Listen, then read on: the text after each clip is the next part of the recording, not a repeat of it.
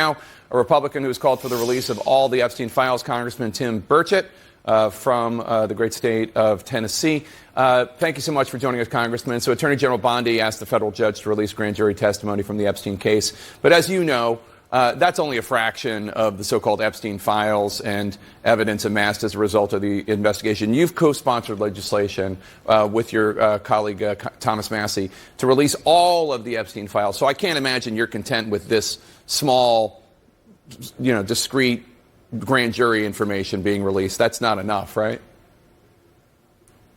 I think it's a start, Jake, and thank you for your fair reporting on this up to this point. I think Senator Klobuchar, as she likes to say, as a former prosecutor, where the heck was she the last 4 years? Dick Durbin, and you're correct, he did effectively try to and did block my Senator Blackburn from getting those files released. And it's clear what the Democrats are up to. They're tanking. The country knows it.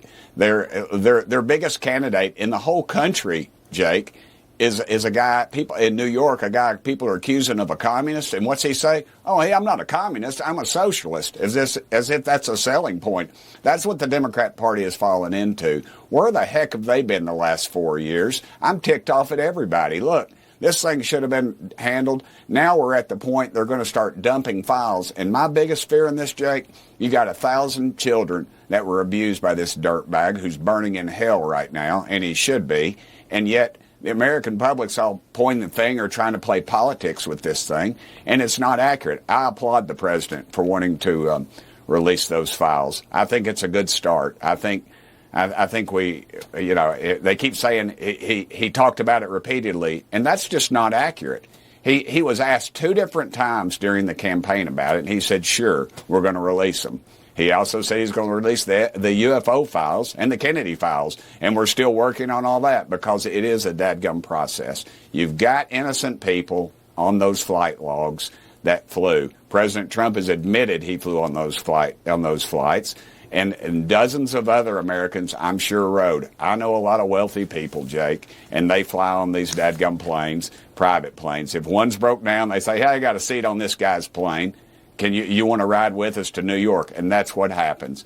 And so I caution America, though, if we need to have some sort of way to filter out the innocence in these things. Yeah. And for Dick Durbin to start making his point now, I think that you all in the media should bust his tail for that, because that is very disingenuous, and that is clearly a cover-up by the Democrat Party. Yeah, no, without question, Senator Blackburn has been trying to get the flight logs subpoenaed and other information about the Epstein files for years. But as you note, there are people in these files who are innocent, who didn't do anything except flew on Epstein's plane, for example, in the 90s.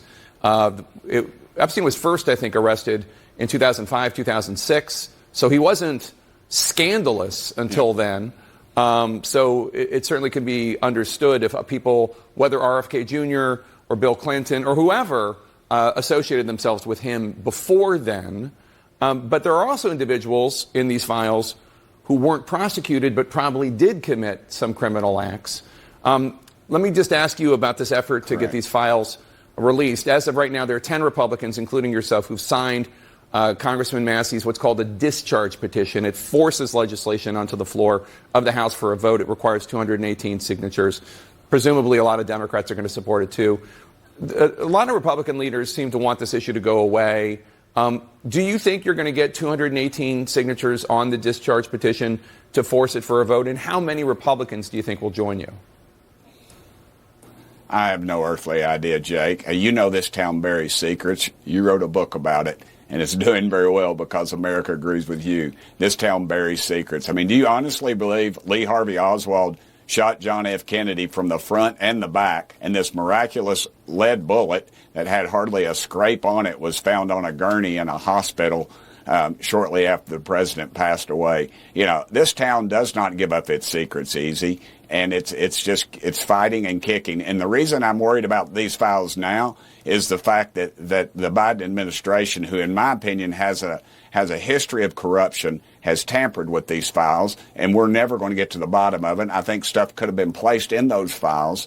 Do I have proof? Well, No, I don't, but I have a gut feeling and I have a historical reference, which is every dadgum time something like this happens in this town, it gets covered up and it needs to stop. And I salute President Trump for pushing to move forward on those records that they have. But I do want them to be. I would like them to be filtered a little bit. I don't want the 1,000 innocents and some of those people that flew, as you mentioned earlier.